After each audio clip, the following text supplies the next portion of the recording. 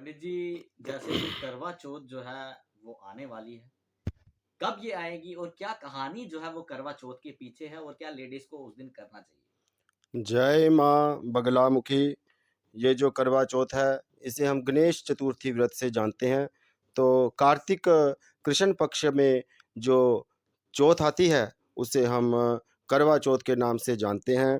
और ये कार्तिक कृष्ण पक्ष के चंद्र व्यापिनी जो तिथि है, उसमें हम करवा चौथ के व्रत जो हैं, ये स्त्रियां करती हैं। पंडित जी, कहानी इसके पीछे क्या रही? मतलब जैसे कोई ना कोई कहानी जो है हर एक चीज़ के पीछे होती है, इसके पीछे क्या कहानी रही? इसके पीछे ये कहानी रही है कि जो पांडव थे, वे एक बार नील पर्वत नीलगिरी पर्वत पर तपस्या करने चले गए। तो इससे दुखी होकर जो पांचाली द्रौपदी थी, वे उसने अपने कृष्ण जी को याद किया। तो कृष्ण जी ने इस का पूरा कारण पूछा। तो पांचाली द्रौपदी ने बताया कि वह बहुत दुखी है अपने पति के इस कारण कि वह कब युद्ध में मारे जाएं या उनके साथ क्या हो जाए। तो उससे दुखी होकर वे रोने लगी। तो कृष्ण भगवान जी ने उसको विश्वास दिलाया कि ऐसा कुछ नहीं होगा। उन्होंने भी उसे वही बात कही जो शिव भगवान ने पार्वती माता से कही थी। एक बार प्राचीन इतिहास की ये बात है कि एक बार साहूकार के 4 बेटे थे। उन 4 बेटों में एक ही उनकी एक की बहन थी। उस बहन ने एक बार करवा चौथ का व्रत जो था उसके घर पर ही आ गया, तो उसने वहीं पे रख दिया। तो करवा चौथ का व्रत रखने पर वे पूरे दिन निर्जल रही। उसने जल भी ग्रहण नहीं किया और जल ग्रहण ना करने के कारण उसका जो शरीर था वह बड़ा सूखा हो गया तथा उसमें कई प्रकार की भूख लगने लगी, प्यास लगने लगी। तो भाइयों ने इसका कारण पूछा कि हे बहन, तू इतनी क्यों दुखी है? तू आज कुछ नहीं खा पी रही है। तो उसने बताया कि आज उसने अपने पति की लंबी आयु के लिए, सुख सौभाग्य की वृद्धि के लिए, व्यापार की वृद्धि के लिए इस व्रत को रखा है। तो उन्होंने कहा कि चंद्र दर्शन करने के बाद ही ये खाना खाएगी। तो दर्शन जो थे वे बहुत देरी से होने थे।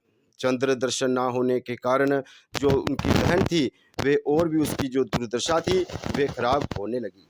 तो भाइयों ने क्या किया, एक कृत्रिम यानी कि एक नकली चांद बनाकर उसे दिखाया कि बहन देखो, आग लगाई दूर कि देखो बहन चंद्र निकल गया है, तुम अर्घ दो।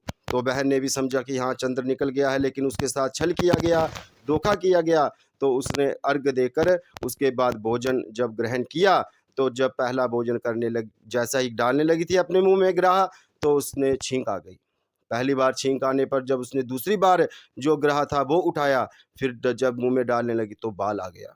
तो जब तीसरी बार जब उसने उठाने लगी, तो उसका पति जो था वह मर गया। तो उसी वक्त उसी रात इंद्राणी भी, जो इंद्र की पत्नी है, इंद्राणी भी उस रात भूमि में विचरण करने आई थी, सुहागिनों को देखने आई थी। तो उसने देखा कि एक सुहागिन बहुत रो रही है, अपने पति के पास बैठी हुई है, शव के पास बैठी हुई है। तो इंद्राणी ने उसके दुख का कारण पूछा, तो उसने उसे पूरी बात बताई। तो इंद्राणी ने उसे कहा कि तेरे साथ छल हुआ है, तेरे भाइयों ने तेरे साथ छल किया है। तो उसने उसका क्या इसका उपाय है? तो उन्होंने बताया कि इसका उपाय ये है कि तुम दोबारा पुनः इस व्रत को रखो और इस व्रत के ही फल से तुम्हारा पति जो है जीवित हो सकता है। तो उसने एक शव को अपने पास बिठाकर उसने तपस्या की, वह निर्जल रही। और जब दोबारा यह कार्तिक माह कृष्ण पक्ष की जब चतुर्थी आई, तो उसने फिर दोबारा करक चतुर्थी का व्रत रखा। तो उसके प्रभाव से ही, चंद्र दर्शन के प्रभाव से, शिव पार्वती की पूजा से, स्वामी कार्तिकेय की पूजा से, गणेश जी की पूजा से फिर दोबारा उसका पति तो जो था वे जीवित हो गया। यही कथा सुनाते हुए जब कृष्ण जी ने द्रौपदी को बताया कि तुम्हें भी करवा चौथ का व्रत रखना चाहिए, इससे तुम्हारे पतियों की रक्षा भी होगी, लंबी आयु भी होगी तथा सुख सौभाग्य की, पुत्र पौत्र आदि की वृद्धि भी होगी। तब से यह व्रत रखा जाने लगा है। पंडित जी, जैसे कि सुहागन जो है इस व्रत को रखती है, क्या इसे कोई और भी जो है वो रख सकता है? जी, ज़रूर रख सकता है, हम भी रखते हैं। ये गणेश जी का व्रत है, इसे लड़कियां भी रख सकती हैं, लड़के भी रख सकते हैं, पति भी अपनी पत्नी के लिए रख सकते हैं, इससे प्रेम बढ़ता है।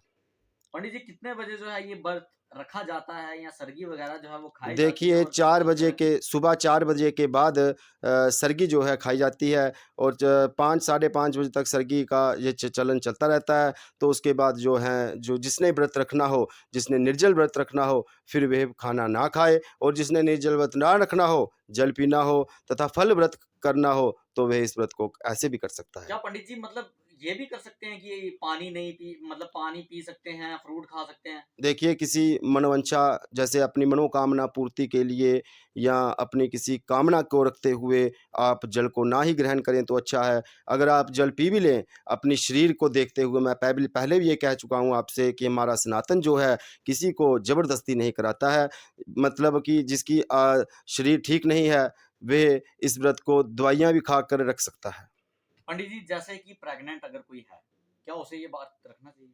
देखिए, उसे व्रत ये नहीं रखना चाहिए, क्यों उसे अपने शिशु का ध्यान रखना चाहिए। जैसे उसको ठीक लगे, उसे वैसा ही करना चाहिए। क्या कहना चाहोगे लास्ट में? लास्ट में मैं यही कहता हूँ कि ये गणेश जी का व्रत है, इसको सभी रखें तो बहुत अच्छा है। सुहागिन तो ये व्रत रखती ही रखती हैं। मैं यही कहता हूँ कि हर सुहागिन इस दिन शाम को या दिन को करवा चौथ का जो कथा है, इसे ज़रूर सुनें, क्योंकि इसे सुनने से ही इस व्रत के फल को मिलता है। और रात को जब चंद्र दर्शन करते हैं, उससे पहले आप शिव पार्वती की पूजा करें, गणेश भगवान की पूजा करने के बाद चंद्र के दर्शन करें। पंडित जी जैसे आपने कहा कि कथा सुने, तो क्या आप ये कथा सुनाते हैं या जी, कोई और हम सुनाता है? अगर आप विधि से ये कथा सुनना चाहते हैं, गणेश जी की पूजा करवाना चाहते हैं, तो आप हमसे संपर्क कर सकते हैं। बगलामुखी उपासक राजीव उपाध्याय, मेरा नंबर है 8492920301।